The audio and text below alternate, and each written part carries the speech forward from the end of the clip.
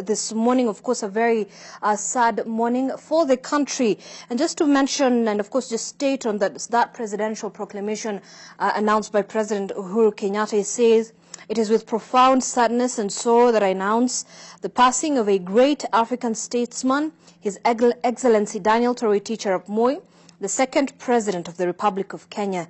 His Excellency, the former President, passed on at the Nairobi Hospital early morning of the 4th of February in presence of his family."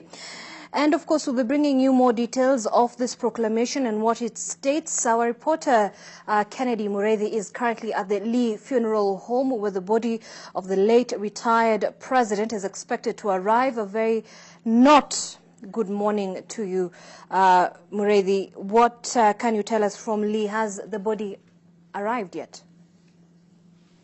Well, a very sad morning, as you say, Zainab, there in studio. And here at the Lee Funeral Home, a few minutes ago, actually, a while ago, the body was brought at the Lee Funeral Home just a few meters from Nairobi Hospital, where he passed on this morning. And already we have seen family members, former security heads, and also friends of President Moi, who have just actually come in, and each of them are going into the Lee Funeral Home just to view the body and make sure that, yes, it is true that the Mzee is no more.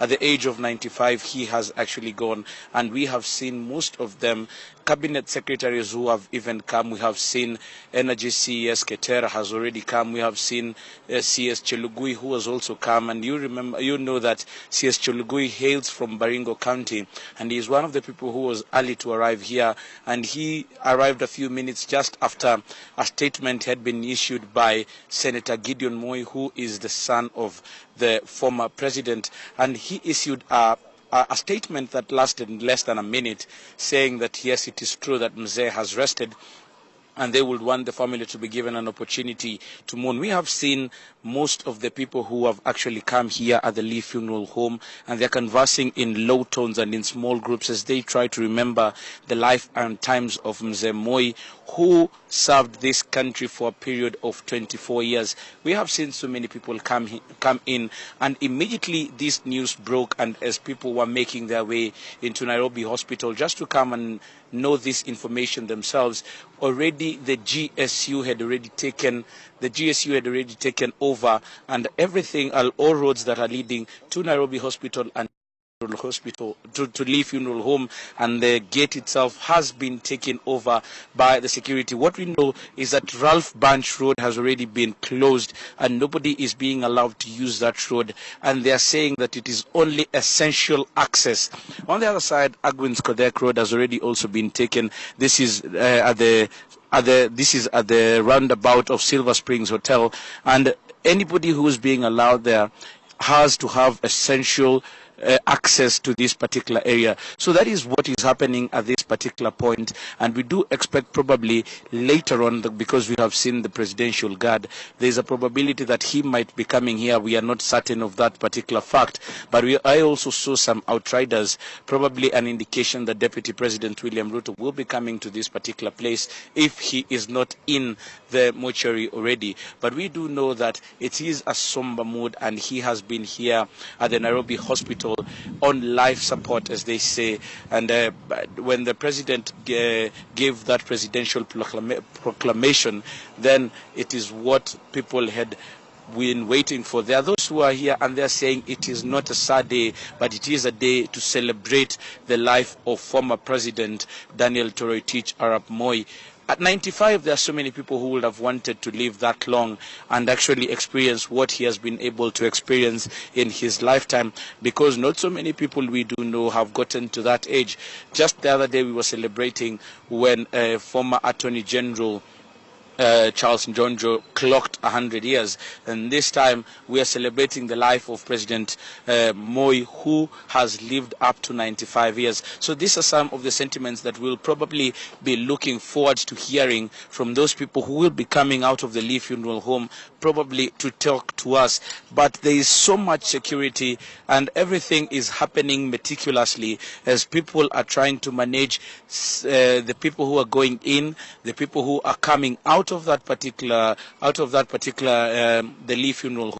and also the information that is coming out is actually very guarded at this particular time, because they do expect that there is going to be one center of information. We have seen there's some people who are even talking to the media and telling them what to talk about and what not to talk about, because everything is being done in planning mode, and this is something probably that had been arranged all along since that time the proclamation had been made, and everything that is happening is actually we are walking into it. As the security officers are here, they are also managing the people who are coming here, but most of the people that we have seen coming into this particular Lee funeral home are people who worked very closely with President Moi in his days. We have seen those people, those politicians that he did mentor in those days. I have seen a few minutes ago Dalmas Otieno, who is now at the SRC, just walking.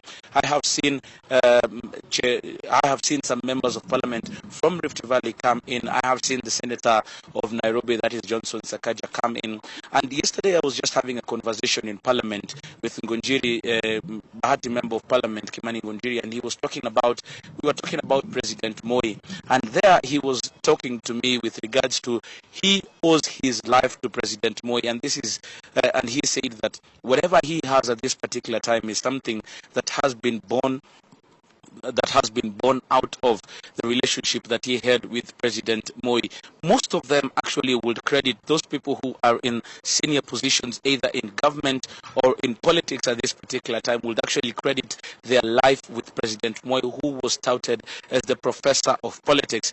And most of them say that when he held their hand and walked with them, it is something that they were looking forward to, and it is something that has shaped their political careers until now. You will also remember that President Uhuru Kenyatta, the current president of Kenya, is a protege of President Moi, as he brought him out, gave him and actually even brought him to parliament and declared that in 2002, when he was leaving office, he was his successor or his preferred successor. It did not come to happen, but in 2013 it came to pass after the era of President Mwai Kibaki. So we are capturing the somber mood, we are capturing the mood here at the Lee Funeral Home as leaders walk in, family members walk in, and probably they will be giving a detailed statement with regards to what steps are going to follow. President Uhuru Kenyatta, as Zainab already said, has announced mourning from now until when the president is going to be buried.